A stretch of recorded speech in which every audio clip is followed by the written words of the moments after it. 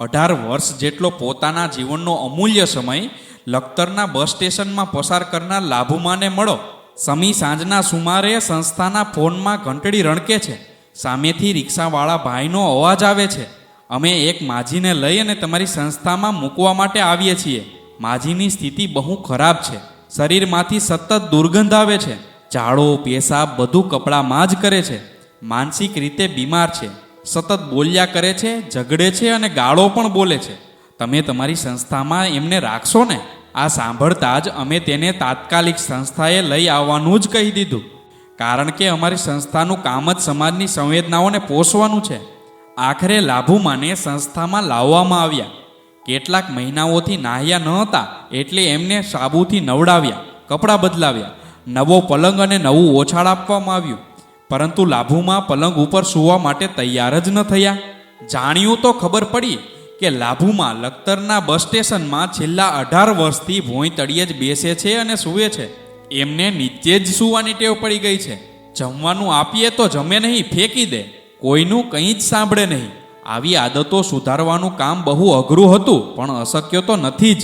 લાભુમાં પોતાનો કાળો ભૂતકાળ વાગોળતા કહે છે કે મારે નાના નાના બાળકો હતા જે મારા પતિએ એમની પાસે રાખી લીધા.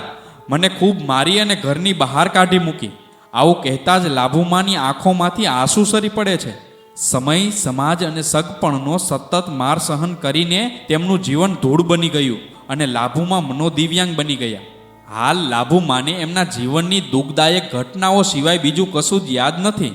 હજુ પણ એ ભૂતકાળમાં જ જીવી રહ્યા છે. અમે લાભુમાનું સતત કાઉન્સેલિંગ કર્યું.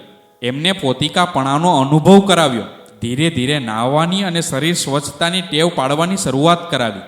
ઝાડો પેશાબ માટે સંડાસ બ્લોકનો ઉપયોગ કરવાની અને નીચે સૂવાની જગ્યાએ પલંગમાં સૂવાની ટેવ પડાવી.